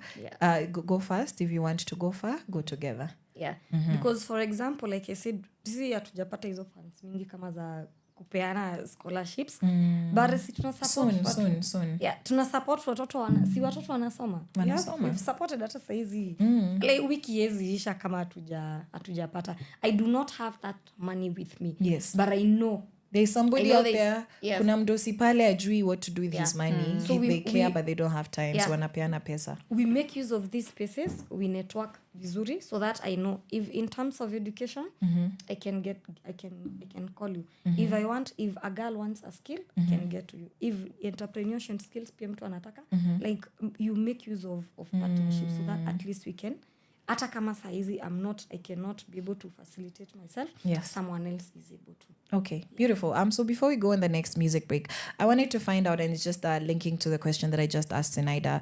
There have been so many reports over time. To call Kenya, here I say we have the good, the bad, and the ugly. You have everything. If you want to find it, equal. Somebody somewhere is doing good, somebody is doing bad, somebody is just doing the worst. So there are so many. For example, kuna mahali nilisikia, I think 3-4 years ago, there was a children's home, Mukolu, Kenya, izo sides are the river, Karibuna, Desta. And this particular children's home, it had, I think, I'm not sure, 70-something children. Naikafungwa, because apparently this particular gentleman was using this children's home as a front. And these guys were like slaves. Somebody went to visit. Like they normally just said, no, give us funds. The kids are busy, nini, excuses mingi. But at a particular point, kuna mtu aliweza kuenda huko. And then they found the condition. Like they know what they've been giving. Hata kama it's just blankets. Found these kids wanalalia blankets zenye zimesusuliwa. They are bad. The mattresses are barely mattresses. Yani it was a pitiful situation. Alafu akapata au watoto kuna venye they're just taking care of his compound. They're taking care of him and his life. He's using them as slaves. Most of them are not even going to school, you know. And how this person was convicted to go there, nijua alipatana with a couple of the boys coming from school. They looked tired. They looked like they were coming from far. Kauliza tu mmetoka wapi, mnaenda wapi? Ndio akajua, oh, these kids are from that children's home and I give money there. Like walikuja church, and then wakaanza kusupport. So every month pay bill, you know, he partners with them. So that's just one of so many where mtu ako hapo ndio ameregister, amefanya everything that you guys have done. Lakini kwa ground, it's the opposite. From a, you know, organizational perspective, what do you think can be done to avoid such situations? Because hiyo kitu ilinikasirisha and it was just by chance. But what do you think can be done and by who? You know, so that we have less and less of those stories. Ndio pia, mimi kama nimesikia story kama hiyo, I won't be discouraged to give into SAL because of that your story. Nisisemange, watu wanakuanga waongo wote. Venye, for example, the way we think about politicians because of Kenya to my experience. So what do you think? Sinaida, we can have you first and then Georgina. So like in SAL, we are more involved with the community, with the community elders, chief, nyumba kumi and all that. Okay. So kama SAL, sisi tuko na open door policy. Like we are too much involved in the community. Yes. Like Amwezi feature. Hakuna kenye tunaweza So your feature. open door policy is what? Yeah. Number 1. Open door policy. Okay. Like they know everything that happens at SAL. Yes. Like Thursdays, Fridays wanajua tuko na safe spaces. Kuna siku nye tuko na engagements na community elders. Yes. Like hakuna kenye tunaweza feature in short. Like mkiwa open with the community. Yes. Hata hao saa zile kuna kitu wanaweza wa support na wanaweza wakashifu.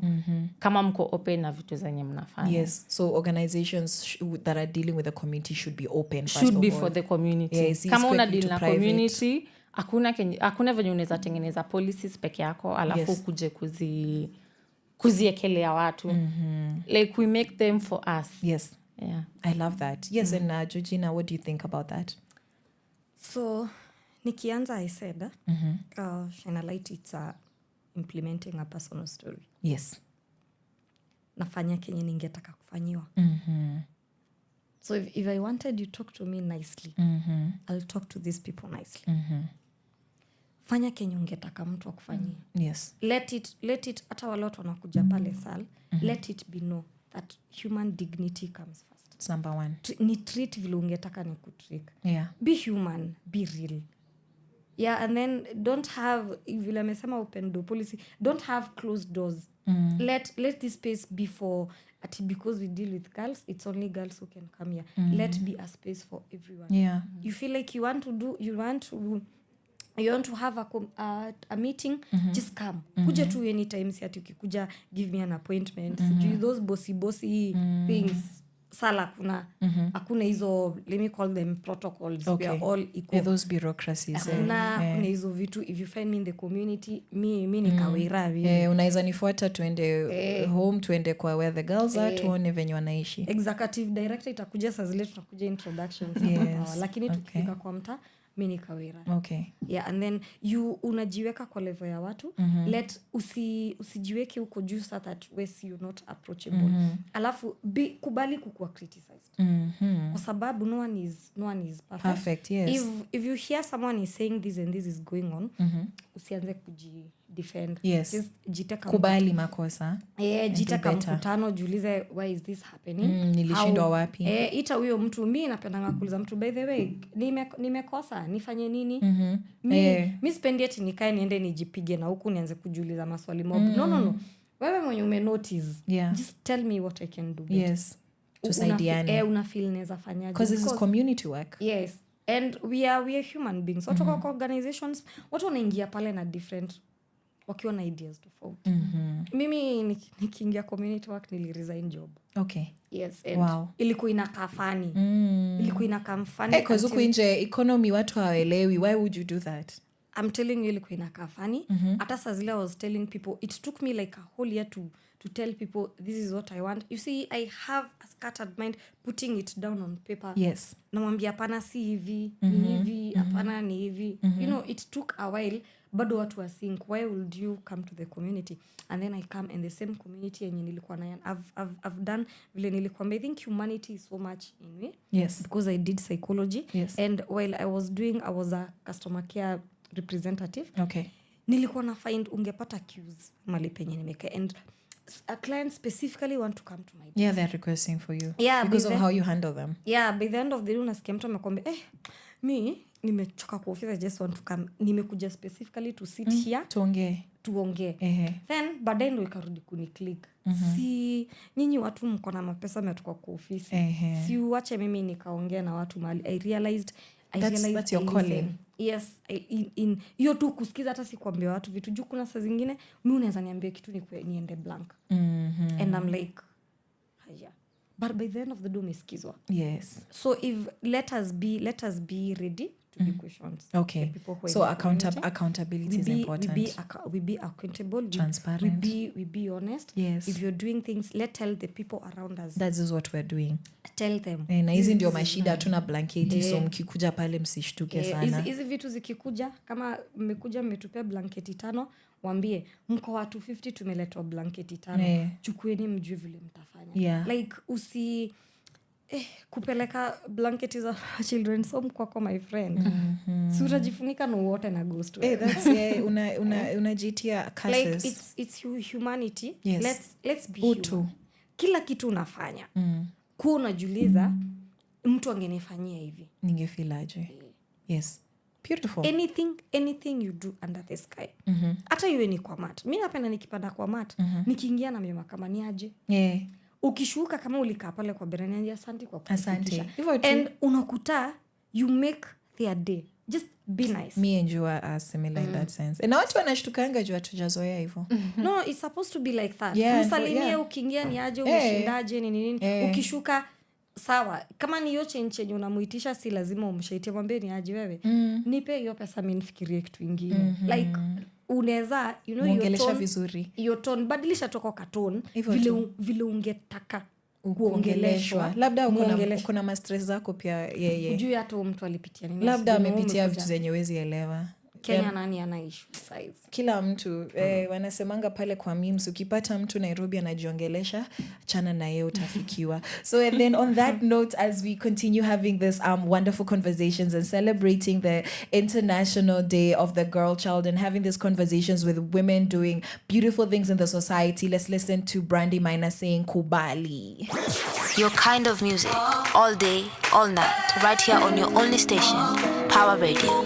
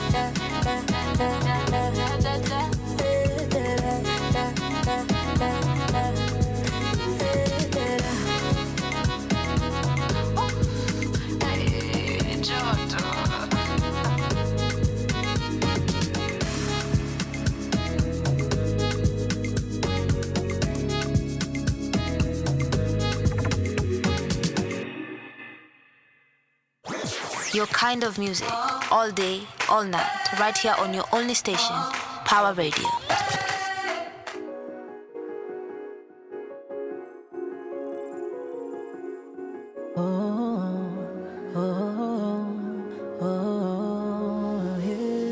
How can I I talk about the nature of your glory? Not enough words can completely tell the story, but this creation will forever sing your name, forever give you praise, Lord, forever God you reign. How can I boast in anything else but you? You gave me new life and you made this creature new. Now my mind and my soul thinks of you. Follow the path that's true, narrow but I have you. This fight that I'm in is not of flesh and blood. The weapons that I need, I know they're in your love. So when I can't stand, let me lean on you. When I can't speak, let me sing to you. This pain that I'm feeling, I know it can't compare to the joy that is coming. So I praise you while the victory comes. Faith gave me the secret to always keep my head up, always keep my head up. May my heart know of your love, so love your embrace. May my ears know your voice, eyes behold your grace. This is my soul story, this is my soul song. May I praise my risen Savior all the day long. So I trade in my sorrows, trade them for your joy. No longer will I wallow, my ishanta enjoy. I have you, I have more than enough. You drown out every noise, yeah, you tell them to hush, hush.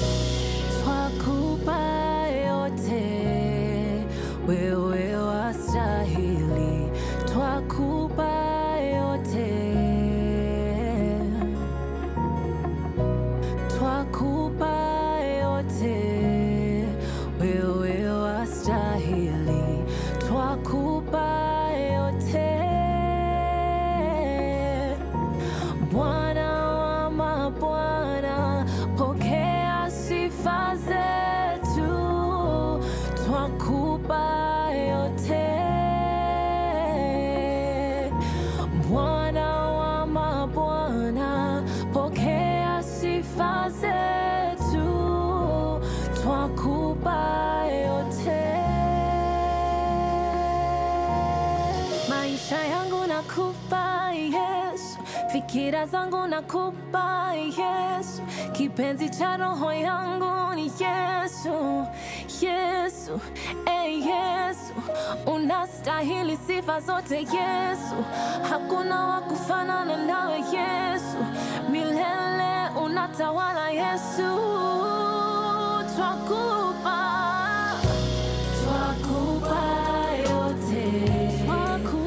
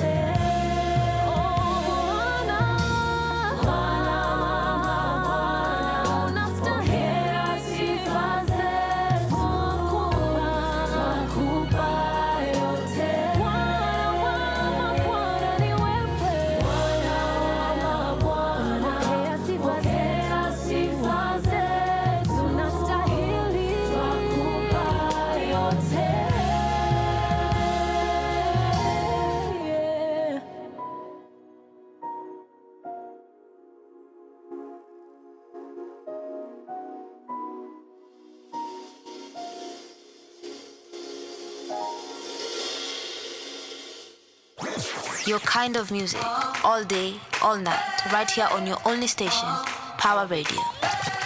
Twakupa sifa yote. That is what Shani and Nelly Twikong have said. And right before that, we had Brandy Minor telling us Anime Kubali, ama nyinyi mkubali to appreciate Girl Child as we celebrate the International Day of Girl Child. Yes, and we've been having a conversation with Sal. They're a CBO that have been looking out for teenage mothers. And right into this conversation, they are doing an event tomorrow. So I just wanted them to tell me, sijui nani ataanza hapo atuambie. Wacha tuanze na Sinaida. Atuambie, what are we looking out for tomorrow? What's happening? Inatuhusu aje? Why do you want us to know? Yeah. So tomorrow it's all about the girl child. We are looking forward to inviting the members of our communities wakuje to celebrate the girls, and more importantly tuwafundishe kuishi na the said girls. Yes. To involve the boys also, yes, the young men, wenye tumesema hizi mimba zitoki kwa chai. Exactly. So tunawafundisha tu as much as yes uko interested na ugal, there's a right time for everything. Mjali. Yeah. Ukipenda mtu mtaki mabaya. Yeah. Na pia venye tunasema community leaders, community members. Yes. Obviously uki-empower the community, ama uki-teach the community to empower the girl. Yeah. The community will be better. Kila mtu anaishi vizuri. Alafu yes, the girls waishi peke yao. Yes. So uki-involve kila mtu mwenye ako kwa life ya the girl, tuna help at least kumake life ya girl better in any way that we can. Okay. So kesho tuna hope kukuwa na engagement kubwa na wase wa community. Alright. At least to try kuweka life za our girls in the right direction. Beautiful. Yeah. Alafu event tupe pale ma logistics. Watu wanakam wapi, sangapi? So usually tukikuwa na event hivi tunapatananga kwa chief. Okay. Kiamaiko. Yeah. Okay, so kama uko area. Kama uko area unaweza jitokeza. Okay. At least to try kumake community yetu ikuwe better. And then is it the whole day? Kuna masaa ya kwanza ya kumaliza ama 9 yes. to 2. 9 to 2. Yeah. Yes, na kuna so umefika kwa chief, you just enter na event akuwa it's gonna be happening. Ukifika hapo kwa chief already tutakuwa tumeset up. Okay. So kuna venye tu tunajipanganga hizo maira. So ukikuja tu kwa chief utajua kuna kitu inaendelea. Na watu waletee nini? Mimi nilifunzwa ukienda kwa watu sijui ndizi, kaskari, maziwa. So nyinyi mnaletawanga nini? Good vibes inshallah, ama mlikuwa mnaomba nini? Mostly good vibes. Good vibes. Good vibes and a good a good so amtaki kaskari kamaziwa. Hakuna mtu anakatanga kaskari na kamaziwa. Watu vitu za chai. My mom normally says kama unaenda and you expect utakunywa chai, tafuta kitu ya hiyo chai, maziwa, skari. So just think about what would young ladies, who are experiencing that kind of an experience would like, And normally what do these ladies need? Like in terms of tuseme tu donation, even before I partner, nimeingia tu kwa supermarket ama nimeingia tu kwa warehouse, what do the ladies that you take care of, tuseme tu top 10 kitu yenye naeza nunua hata kama siwezi watumia 10k, what do they normally need? Mostly juu tunadili na teen girls. Yes. Na tuseme tu HYWs in general. Yes. Diapers. Clothes. Na supplies. Yes, so close tunasema za watoi zao zote. Za watoi sana zao sana za watoi. Okay. Because unajua tunaongelelea watu wadogo sana. Wezi kuwa ati wako na duati ataenda by diapers. Most of them hawana. Abai nguo za watoto. So vitu kama hizo zinakuanga crucial sana. So mimi nikikuja hapo nikitokelezea na box yangu itakuwa imesaidia sana. Anything helps. Okay. Everything helps. All right. Awesome. Yes, and what do you have to say to the people? What do you want, as the vision bearer of this organization? And now we are celebrating. You guys have an event. You're involving the community. We've gone through the whole journey of what does your organization do? Why are we learning about it? Why is girl child important? Na wanapitia nini? So what would you like to say to people out there in terms of what are we doing tomorrow and why does it matter? Who is it benefiting and why should I be a part of it? So first, now that Sinaida has mentioned most of it, I'll say if you are an expert, yes, especially kwa hizi stories are positive masculinity thing, if you're an expert in gender equality things, yes, kuja, yes, mtafute pale Obina anaongelea hizo vitu sana. Anaongelea sana. Nisaidie kutafuta. Sasa umesikia atatuletea Obina. Hivyo ndio nimesema akiwa Kenya. Rumors. Tumejikoroga. Mimi kama Mkenya lazima ni she's a go getter. She's like so tunaweza na pia hapo kwa Obina. Yes. Atuletee tuweze ku extend hizi conversations na yeye. But those experts, let's have them. Yes. Wakuje. At least unaona saa zingine ikitoka from an outsider. Yeah. Saa zingine na sounding Kawira hizi vitu anashindanga kusema. At least come give us, share the information that you have. Yeah. Alafu pia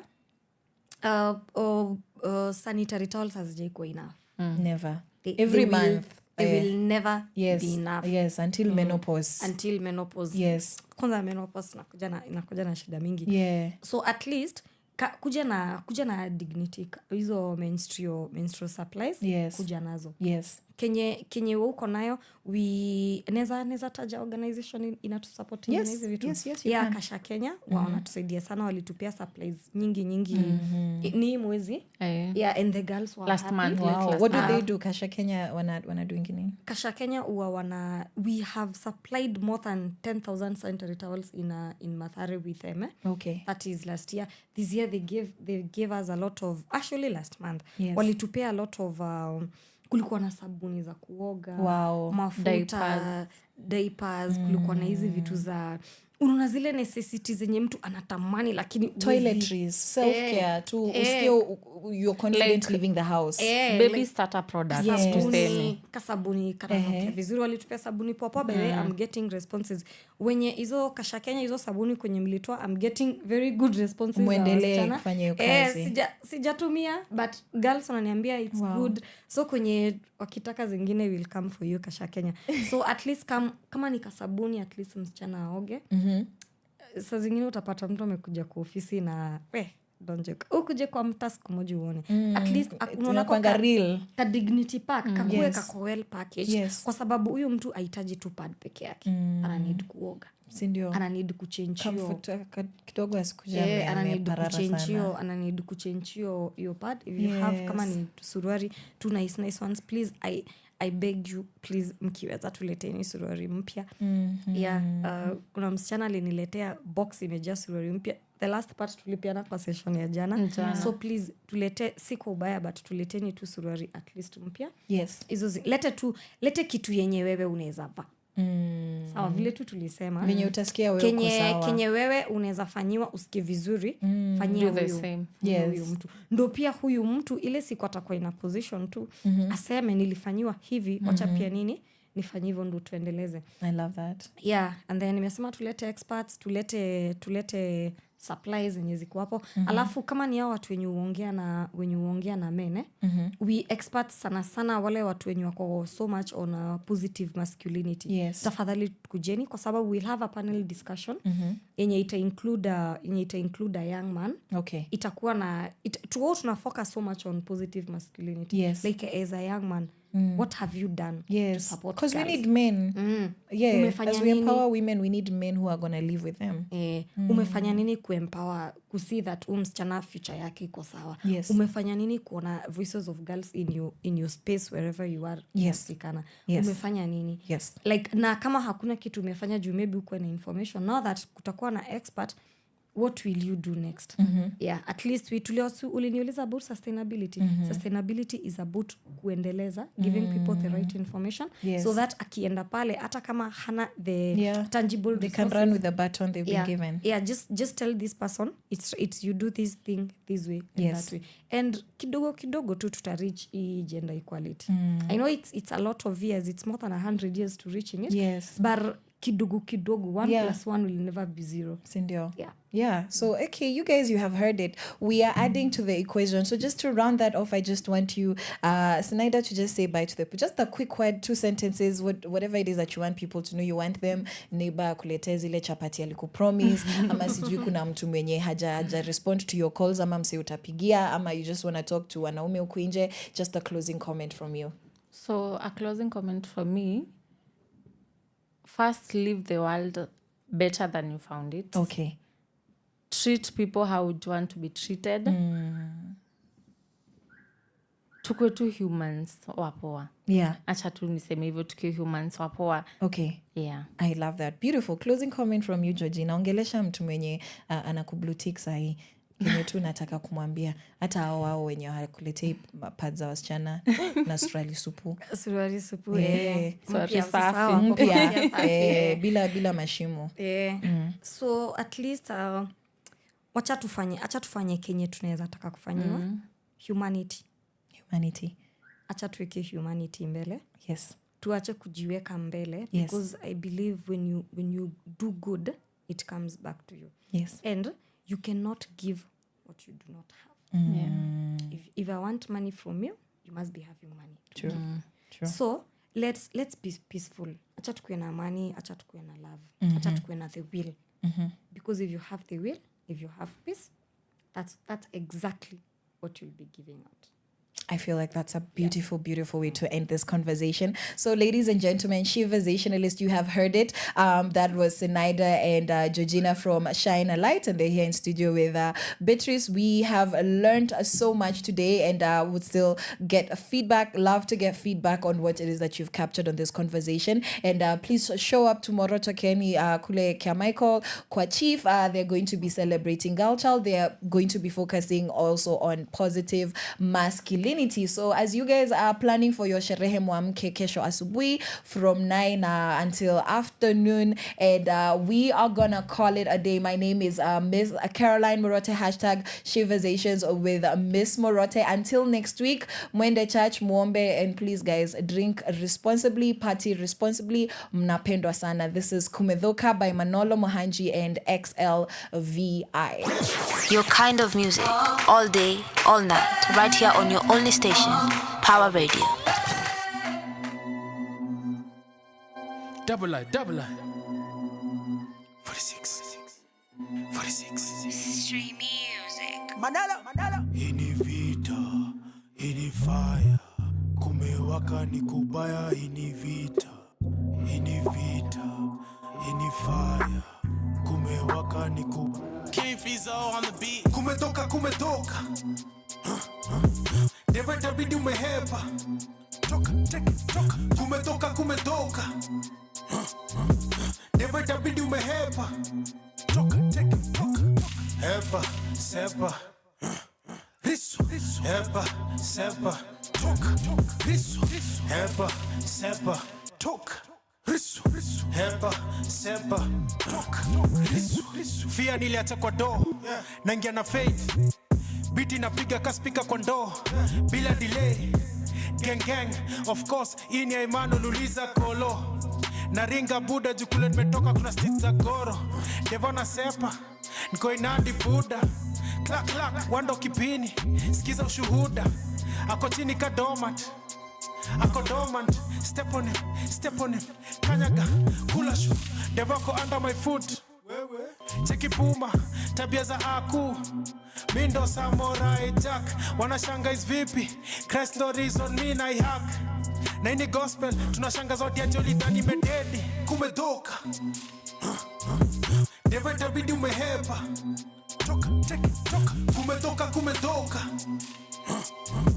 Never tabidi umehepa. Toka. Hepa, sepa.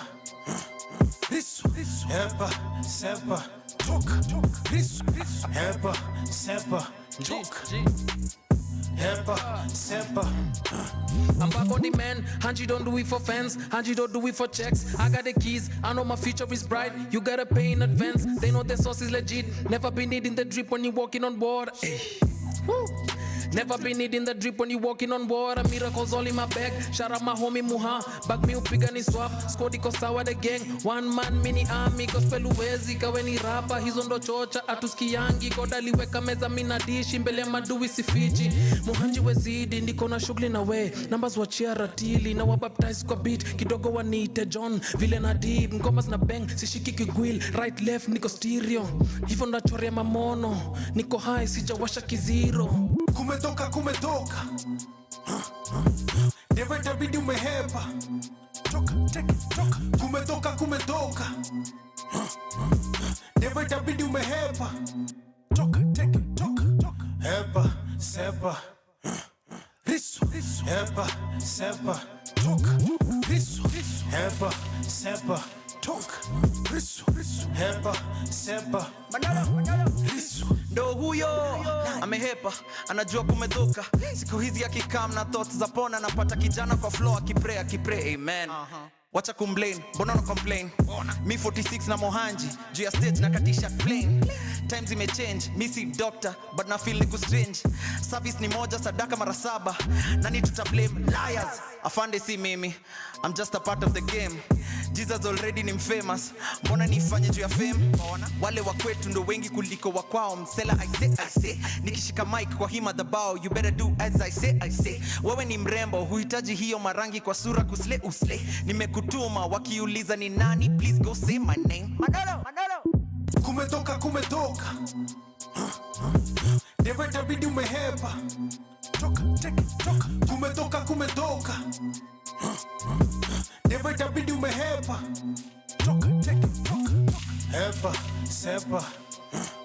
Risu, hepa, sepa. Toka, risu, hepa, sepa. Toka, risu, hepa, sepa. Risu. Vibes on the track.